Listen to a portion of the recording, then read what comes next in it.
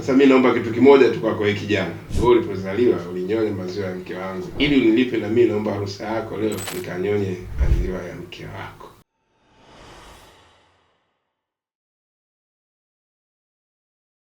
Tafakari yetu ya maisha leo, hivi kwa nini vijana hawapendi swala zima la kuoa? Sasa Sheikh Juma yeye ni mzoefu kwenye hili. Hebu tuone kwamba anasomaje alama za nyakati za vijana kuhusiana na swala zima la kuchelewa kuoa, na hasa hususan ukizingatia sasa hivi kusema kweli watoto wampatikaniu mbaya wamekuwa wengi. Hivi anawezaje mtu kuhudumia mtoto nje ya ndoa, lakini wakati huo anashindwa kuoa kwa thamani ile ile? Sheikh Juma, karibu katika channel yetu ya Bani Saadi TV, uambie vijana changamoto zao na watatulie changamoto zao kupitia kinywa chako. Allah akuwafikishe inshallah. Bismillahirrahmanirrahim. Alhamdulillah, salatu wassalamu ala rasulillah. Alhamdulillah, swali ni zuri na ni kweli kwa sehemu kubwa vijana kwa sasa wamekuwa wagumu kuoa, lakini wanayafanya yale ambayo wanandoa wanatakiwa wayafanye. Kwa sababu kama kuishi na mwanamke anaishi na mwanamke, kama watoto anao, huduma anatoa, kulisha analisha, anavesha, akiumwa anapeleka hospitali. Lakini swala la kuoa limekuwa gumu sana kwa upande wa vijana. Hii kwanza niseme jambo la kwanza, hofu ya Allah subhanahu wa ta'ala. Vijana wamekosa misingi kutoka nyuma pale walipolelewa. Kwa kukosa hii misingi, na wazazi nao pia kuto kuchukulia hali ya umuhimu juu ya sala hili, kwa sababu kama mzazi pia inapofikia wakati anamuona kijana wake kwamba amefikia umri huu, basi moja katika mambo ambayo yeye anatakiwa kumuelimisha mtoto wake suala la kuoa na umuhimu wa ibada hii ya ndoa. Lakini imefika wakati kwamba kijana anaweza akapeleka taarifa au anaweza akatoka huko akafika na binti nyumbani, alafu mzazi wala asioji wala kujali juu ya suala hili wala kulichukulia umuhimu. Kwanza inakuwaje mpaka ufanye vitu vya namna hii? Kwa nini usifanye hiki?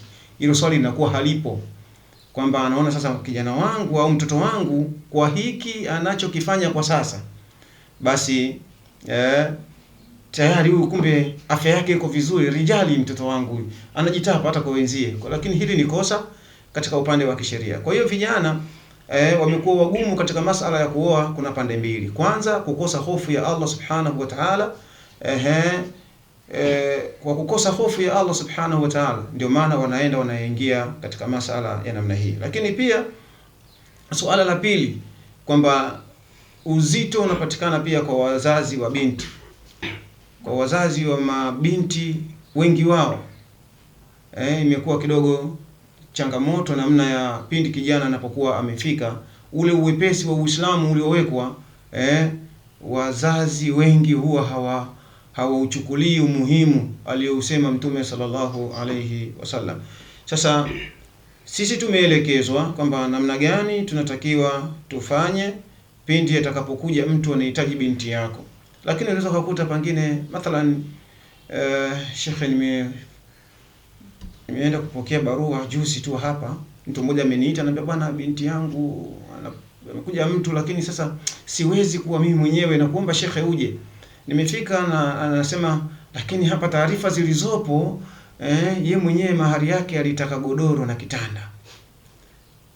kitanda huyu binti. Lakini sasa nimelipeleka ile jambo kwa wajomba wamesema hapa mahari yake itakuwa ni 2,000,000 kwa hivi vikorokoro tulivyoviweka 2,000,000 alafu na godoro na kitanda. Lakini baba akasema basi hebu kwanza tuondoe hiki godoro na kitanda alafu ibakie 2,000,000. Sasa ukijiuliza kijana wa leo kuikusanya shilingi 2,000,000 ili aweze kupata binti, alafu binti huyo anakutana naye mtaani, anakutana naye mtandaoni, anakutana naye maeneo tofauti. Kwa hiyo unakuta hii ni changamoto. Kwa hiyo kijana anaona kuliko kutoa ile milioni 2, bora nichukue huyu binti huyu kwa njia ya kumpola nikae naye nyumbani. Kwa hiyo haya madhara nayo pia sehemu kubwa wazazi nao pia wanatengeneza madhara ya namna hii. Sasa Sheikh, nisikukatisha kidogo hapo. Hivi unadhani katika mfumo kama huu anapata hasara?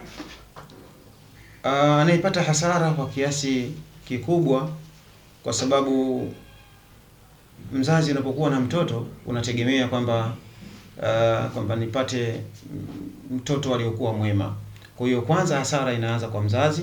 Mzazi ndio anapata hasara, tena hasara iliyokuwa kubwa, na Allah Subhanahu wa Ta'ala tuepushe na kuwa miongoni mwa wazazi wa namna hii, kwa sababu mzazi atakuja aulizwe siku ya Kiyama namna gani amemlea mtoto wake, ameichunga familia yake mpaka familia ile ikawa na katika majukumu. Unajua Sheikh Shawali, watu wengi hawajatambua mfano binti kwa majukumu ya mzazi kwa binti yake yanakatika. Maana yake mzazi atakuwa na jukumu la kumlea. Ikifika wakati fulani hivi sasa binti anaenda kwa mume wake, mzazi yale majukumu ambayo yeye anatakiwa kuyasimamia yanakuwa tayari yamekatika, yanasimamiwa na mume wake. Lakini kwa kijana wa kiume huyu jukumu la mzazi halitoondoka, hata kama kijana huyo atakuwa kama Sheikh Shawali, lakini maadamu baba yupo, lakini bado utakuwa uko chini ya baba na bado unatakiwa kusikiliza baba anasema nini. Kwa hiyo muongozo mzima unatakiwa utoke kwa wazazi. Kwa hiyo hasara itapatikana sana kwa wazazi. Unawaambiaje sasa wazazi kwenye hilo? Wazazi ninachowaambia, kwanza wamche Allah Subhanahu wa Ta'ala. Wamche Allah, kwa sababu huu ndio msingi mkubwa. Watu tukimwogopa Allah Subhanahu wa Ta'ala, tukawa tunaishi katika maisha yaliyokuwa ya salama na sahihi, ndipo Allah Subhanahu wa Ta'ala atatufanyia sahali na kuziongoza familia zetu. Lakini pia ukiachana na kumcha Allah Subhanahu wa Ta'ala, wazazi wengi wamekuwa wavivu wa kuombea dua watoto wao. Sasa hii inasababishwa na kwa sababu ya wazazi kuto kujishughulisha na masala ya kidini, wanakosa muda ya kuombea dua wazazi wao. Kwa hiyo swala la kuomba dua kwa wazazi kuombea watoto wao, hili ni jambo la lazima, kwamba kila mzazi afanye jambo hili ili mradi apate mtoto aliyokuwa bora, na ili akiondoka yeye katika ulimwengu, basi aache yale matunda ambayo yeye ameyaacha, yatakuwa yanaendelea kumtengenezea thawabu katika maisha yake. Kuna jambo moja Mwalimu Juma, kwamba baadhi ya watoto huhisi kwa namna moja nyingine malezi ambayo wazazi wao wameyatoa kwao kana kwamba sio munasibu, yani wanahisi kwamba kuna mapungufu fulani, kiasi kwamba wanapokuwa sasa watoto wao kwa jeuri zao huona kwamba baba hajanifanyia mimi chochote kile. Swali la msingi, hivi kweli mtoto anaweza akamlipa malezi aliolewa na babake? Hapana. Malezi hayawezi kulipwa. Yaani kwamba hakuna mtoto ambaye anaweza kulipa zile juhudi ambazo mzazi amezitumia katika kumlea mtoto huyo. Unajua vijana hawajishughulishi sana na masuala ya kuangalia historia za wale waliopita kabla yetu. Kama wangekuwa wanaangalia historia zilikuwaje huko nyuma, basi wangeona namna ya watoto waliokuwa watiifu kwa wazazi wao walipata faida za aina gani. Nafikiri kama ushawahi kuona kwamba mmoja katika mashehe wa Tanzania aliwahi kuzungumza kisa, anasema baba alikuwa mkali kwa mtoto wake, kila kitu anataka kiwe sawa. Yaani akiona hiki anamwambia hiki rekebisha, mpaka imefika wakati mtoto yule amemaliza chuo. Alipomaliza chuo sasa akatafutiwa kazi yule kijana, ikatakiwa sasa kwenda kufanya interview. Baba akaamua kuendelea kumpa kazi pale nyumbani, fanya hiki. Baadaye akampa nauli, akamwambia nenda. Kwa mpaka amefika pale kama amechelewa fulani hivi, lakini amefika pale nje ya ile ofisi anakuta maji yanamwagika, bomba limefunguliwa, maji yanamwagika. Yeye akaenda akafunga, kwa sababu ameshaelekezwa ile misingi ya kila kitu kukiweka sawa sawa. Kwa hiyo baba huyu alikuwa mwema na anamlea mtoto wake katika misingi iliyokuwa mema, na mtoto akaelewa. Lakini japokuwa mwanzo huko alikuwa anaona kwamba mimi baba ananitenza nguvu katika vitu hivi, ananichosha. Lakini alivyoanza kufanya zile zoezi la kufunga maji, anaingia ndani anakuta taa zinawaka, akazima, anasema taa hizi zinawaka hazina kazi yoyote. Anafika kwenye kikorido anakuta feni inazunguka, hakuna mtu, akazima feni. Anaingia katika ofisi kule, anaambiwa kwamba huyu ndio atakuwa kiongozi wa tuliokuwa tunamtafuta, kwa sababu alipohojiwa kwa nini, anasema naona vitu vinaharibika tu bila mpangilio wowote. Kwa hiyo inaonekana kwamba amekuwa na uchungu wa ile ofisi kabla bado hajaajiriwa. Kwa hiyo huyu mtoto ametengenezewa misingi. Lakini kama itakuwa misingi ile iliyotengenezwa na wazazi alafu mtoto naye pia akaitupa akaona haina maana, japokuwa misingi ile ilikuwa bora. Ndio wapo wazazi wengine, wazazi wahuni kabisa. Wazazi wahuni, lakini wapo wazazi ambao wanaongoza familia zao alafu watoto wanaona kwamba kwa misingi hiyo hiyo sio misingi sahihi, basi mimi naachana nayo. Akiachana nayo maana yake mtoto huyu anapata hasara, lakini baadaye anakuja anajiuliza, japokuwa atakuwa amepotoka, lakini itafika wakati kijana huyu anakaa anajiuliza kwamba kweli mimi mzazi wangu kajitahidi katika hili na hili. Hata kama itakuwa ulimi wake anazungumza kwa watu hivi, lakini katika akili yake anajua kabisa baba alipambana kwa kiasi hiki. Shukrani Sheikh Juma sana kwa kuchomekea. Wazazi wawili bado wapo hai? Wazazi wawili hapana, mama ameshatangulia mbele ya haki, amebaki baba. Fafi ima fajai. Ndugu zangu watazamaji wa Bani Saadi TV, katika tafakari ya maisha leo kuna tafakuri ya ukweli. Kijana mmoja, inawezekana kijana wenyewe ni katika vijana hawa 2026, anamwambia baba yake, ningetakula na mimi singekuzaa tu vile vile. Na baba mwenyewe naye kwa kuwa ndio wale mtoto wa mjini akamjibu majibu yafuatayo. Kaambia sawa, haina shida.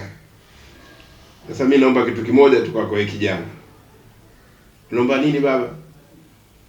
Kaambia wewe ulipozaliwa ulinyonya maziwa ya mke wangu. Wewe ulipozaliwa ulinyonya maziwa ya mke wangu. Ili unilipe na mimi naomba ruhusa yako leo nikanyonye maziwa ya mke wako.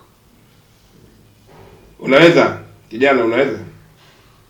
Kamruhusu babako sasa na yeye akanyonye maziwa ya mke wako kama wewe ulivyonyonya maziwa ya mke wake. Usisahau kushare, kulike na kusubscribe, lakini pia kuweka komenti zako katika channel yetu ili mema yajayo zaidi uweze kuyapata. Wassalamu alaikum warahmatullahi wabarakatuh.